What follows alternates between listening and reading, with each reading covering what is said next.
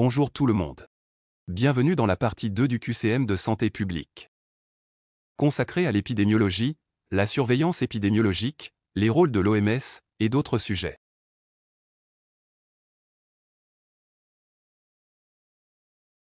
Question 21. Parmi les propositions suivantes concernant la prévalence, lesquelles sont vraies?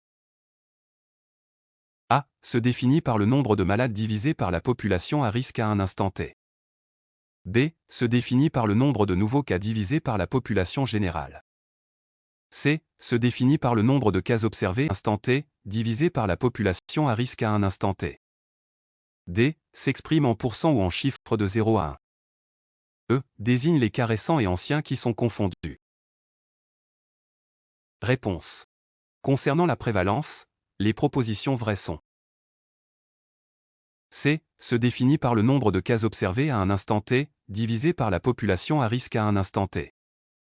D. S'exprime en pourcent ou en chiffres de 0 à 1. E. Désigne les cas récents et anciens qui sont confondus.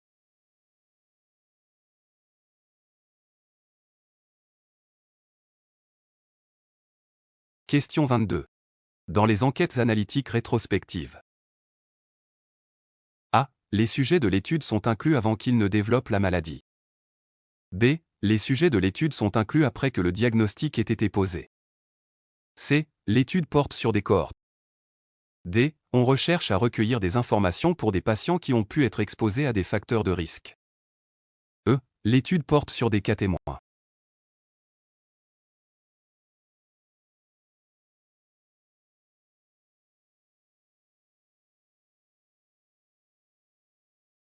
Réponse. Dans les enquêtes analytiques rétrospectives. B. Les sujets de l'étude sont inclus après que le diagnostic ait été posé. D. On recherche à recueillir des informations pour des patients qui ont pu être exposés à des facteurs de risque. E. L'étude porte sur des cas témoins.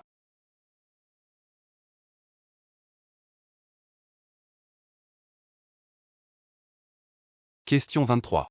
Une étude visant à évaluer l'association, le lien, entre un traitement médicamenteux et l'évolution d'un cancer du côlon, est une étude appartenant à A. L'épidémiologie descriptive. B. L'épidémiologie différentielle. C. L'épidémiologie évaluative. D. L'épidémiologie exploratoire. E. L'épidémiologie analytique.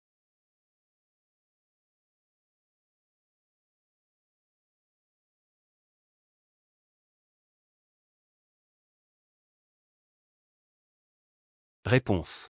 Une étude visant à évaluer l'association, le lien, entre un traitement médicamenteux et l'évolution d'un cancer du côlon est une étude appartenant à E. L'épidémiologie analytique.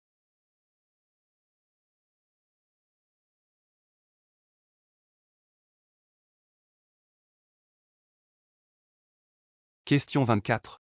Les enquêtes analytiques, étiologiques, permettent de A. Décrire la fréquence des maladies dans une population. B. Comparer l'état de santé de plusieurs groupes de population. C. Différencier les pathologies dans plusieurs groupes de population. D. Associer les actions et les stratégies thérapeutiques. E. Confirmer que telle exposition est facteur de risque.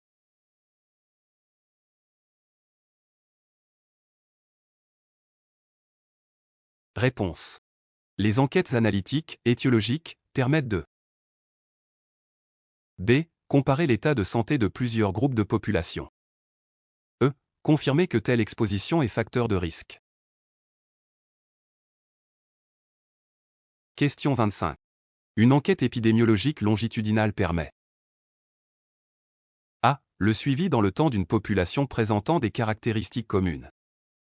B. De situer l'évolution d'une épidémie à un instant T. C. Le suivi d'une cohorte de patients, cas témoins.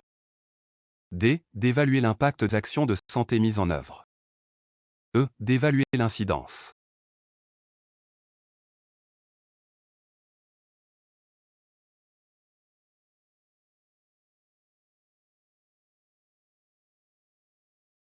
Réponse. Une enquête épidémiologique longitudinale permet A. Le suivi dans le temps d'une population présentant des caractéristiques communes. C. Le suivi d'une cohorte de patients, cas témoins. E. D'évaluer l'incidence.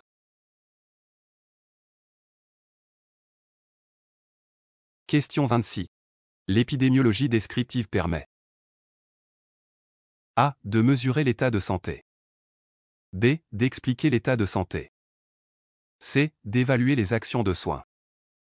D. De caractériser la mortalité indépendamment de la structure par âge. E. De caractériser la vie moyenne indépendamment de la structure par âge.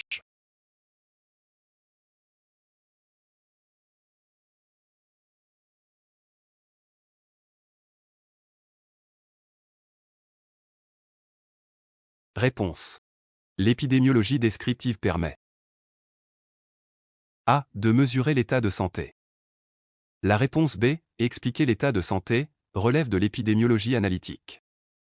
La réponse C. Évaluer les actions de soins, relève de l'épidémiologie évaluative.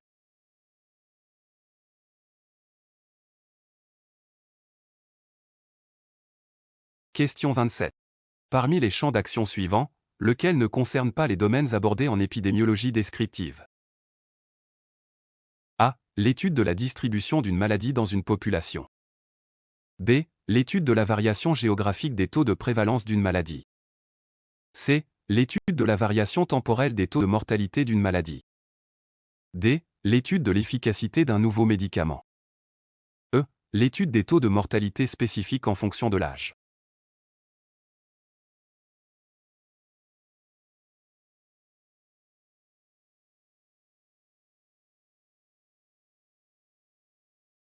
Réponse. Le champ d'action qui ne concerne pas les domaines abordés en épidémiologie descriptive est D. L'étude de l'efficacité d'un nouveau médicament.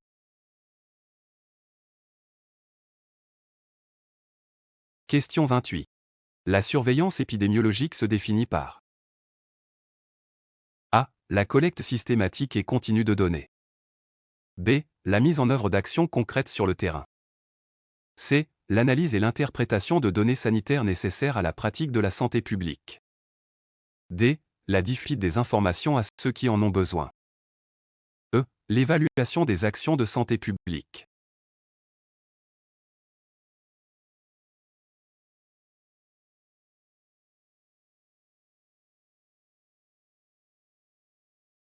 Réponse.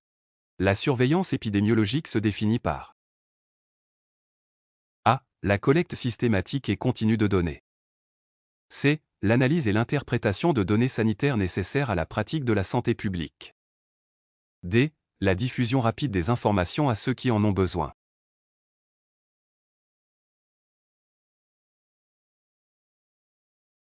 Question 29. Parmi les propositions suivantes relatives au système de surveillance, lesquelles sont exactes? A. Les vigilances sanitaires sont la surveillance des épisodes épidémiques. B. La surveillance sanitaire est la collecte régulière d'informations structurées avec production d'indicateurs définis a priori. C. Un système de surveillance doit être complexe afin de recueillir un maximum d'informations sur la maladie surveillée.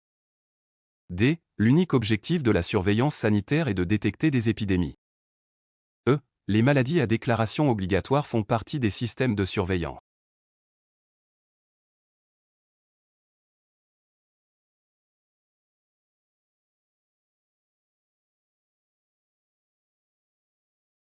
Réponse. Parmi les propositions relatives au système de surveillance, celles exactes sont B. La surveillance sanitaire est la collecte régulière d'informations structurées avec production d'indicateurs définis a priori. E. Les maladies à déclaration obligatoire font partie des systèmes de surveillance.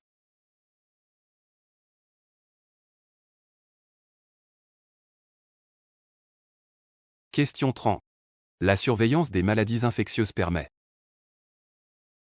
A. De dépister et d'expliquer les épidémies. B. De distribuer des traitements préventifs. C. De mesurer l'impact des mesures et notamment des vaccinations. D. D'adapter les stratégies au plus près des modifications de l'épidémiologie. E. De dispenser des soins locaux adaptés et personnalisés.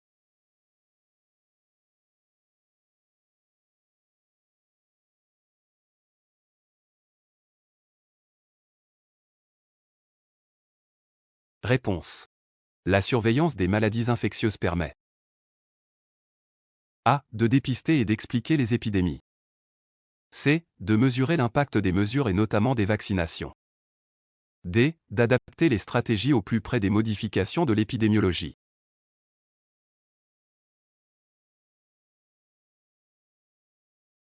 Question 31. Les objectifs de la lutte contre les maladies infectieuses sont de A. Contrôler. B. Comptabiliser. C. Éliminer. D. Éradiquer. E. Limiter.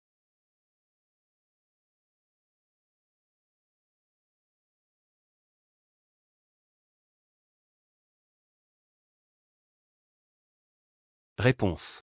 Les objectifs de la lutte contre les maladies infectieuses sont de A. Contrôler. C. Éliminer. D. Éradiquer. Question 32. Les objectifs de la surveillance virologique de la grippe sont A. De détecter précocement les virus grippaux en circulation. B. D'effectuer des prélèvements sur des patients infectés. C. De déterminer les caractéristiques antigéniques. D. De mettre à disposition des traitements stomatologiques. E. D'identifier les mutations responsables de facteurs de résistance et de virulence.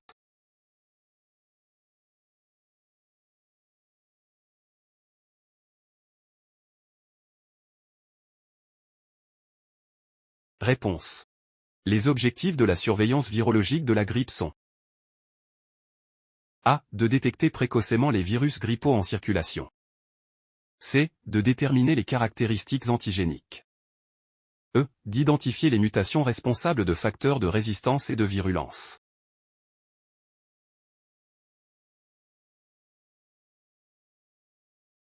Question 33. Parmi les propositions suivantes concernant les maladies à déclaration obligatoire, lesquelles sont vraies? A. Infection invasive à méningocoque. B. Rubéole. C. Papillomavirus. D. Grippe saisonnière. E. Rougeole.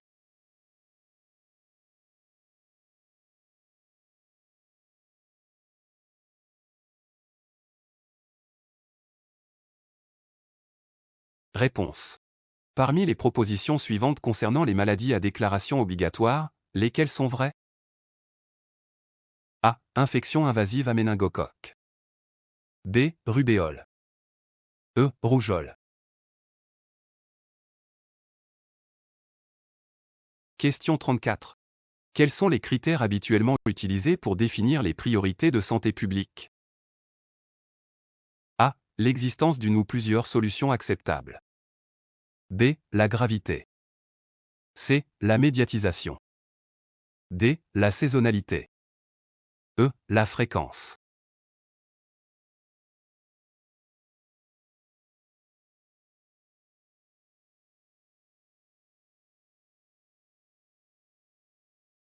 Réponse. Quels sont les critères habituellement utilisés pour définir les priorités de santé publique? A. L'existence d'une ou plusieurs solutions acceptables. B. La gravité. E. La fréquence.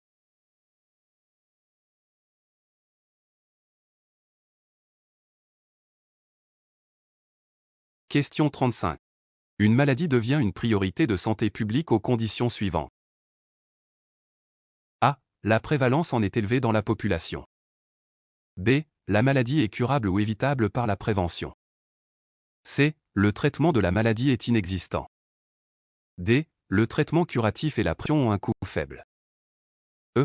La maladie est une maladie sévère ou une source de handicap.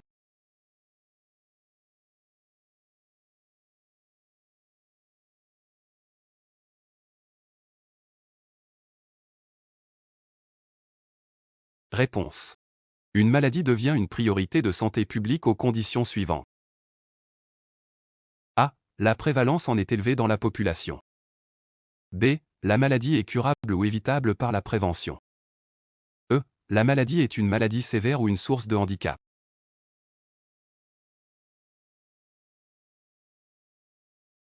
Question 36. Parmi les propositions suivantes concernant les conditions pour qu'une maladie soit éligible au dépistage de masse selon l'OMS, lesquelles sont vraies? A. Elle est peu fréquente, voire rare. B. Elle est décelable au stade présymptomatique. C. Le test de dépistage est acceptable par la population. D. Il n'existe aucun traitement de la maladie dépistée. E. Le dépistage est peu coûteux par rapport aux bénéfices attendus.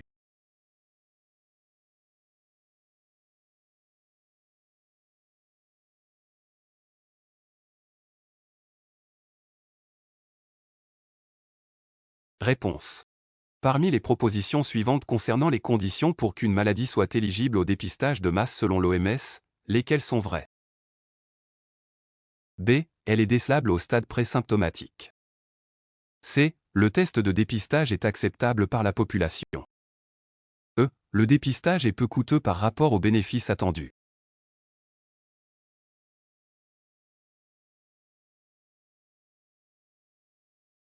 Question 37. Les objectifs de l'Organisation mondiale de la santé, OMS, sont A. Déploiement de moyens sur le terrain, experts techniques, équipes de vaccination, laboratoires.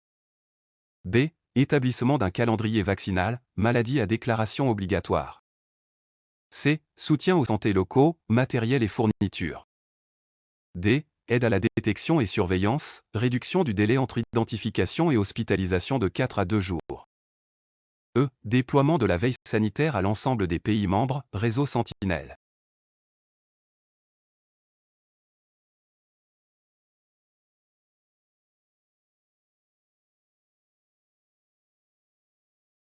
Réponse. Les objectifs de l'Organisation mondiale de la santé, OMS, sont A. Déploiement de moyens sur le terrain, experts techniques, équipes de vaccination, laboratoires. C. Soutien aux systèmes de santé locaux, matériel et fournitures. D. Aide à la détection et surveillance, réduction du délai entre identification et hospitalisation de 4 à 2 jours.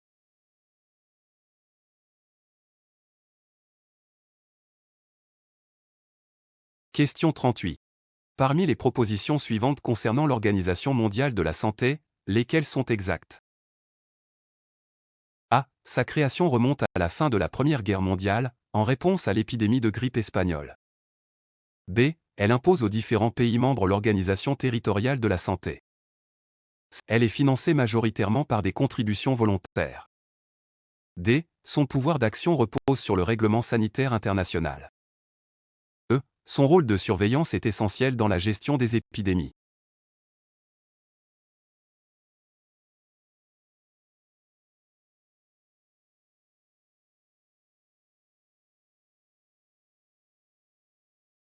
Réponse. Parmi les propositions suivantes concernant l'Organisation mondiale de la santé, lesquelles sont exactes? C. Elle est financée majoritairement par des contributions volontaires. D. Son pouvoir d'action repose sur le règlement sanitaire international. E. Son rôle de surveillance est essentiel dans la gestion des épidémies.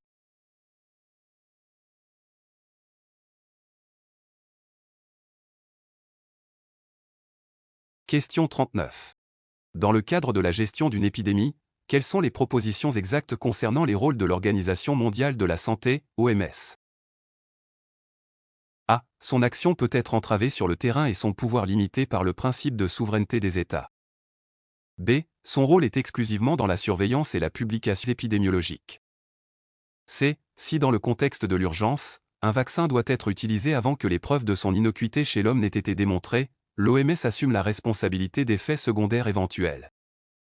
D. Elle a un rôle de soutien des systèmes de santé locaux, pour organiser notamment le diagnostic rapide de l'infection, et la lutte contre l'extension de l'épidémie.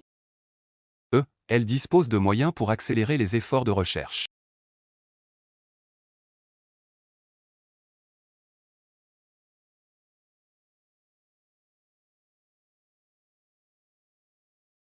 Réponse.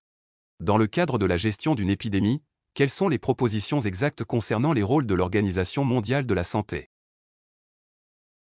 A. Son action peut être entravée sur le terrain et son pouvoir limité par le principe de souveraineté des États. D. Elle a un rôle de soutien des systèmes de santé locaux, pour organiser notamment le diagnostic rapide de l'infection, et la lutte contre l'extension de l'épidémie. E. Elle dispose de moyens pour accélérer les efforts de recherche.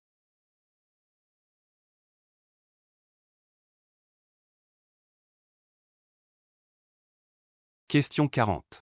Parmi les propositions suivantes concernant les comportements à risque pour la santé, lesquelles sont vraies? A. Le tabagisme. B. La relaxation. C. La sédentarité. D. Les rapports sexuels non protégés. E. La pratique d'un sport.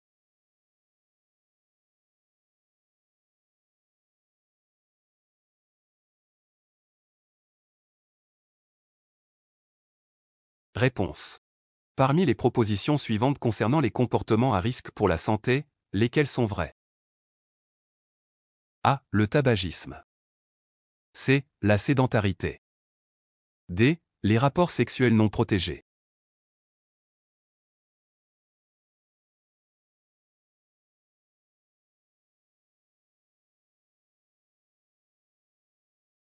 Merci pour votre aimable attention. N'hésitez pas à nous laisser en commentaire vos remarques sur les réponses aux différentes questions. À la prochaine vidéo.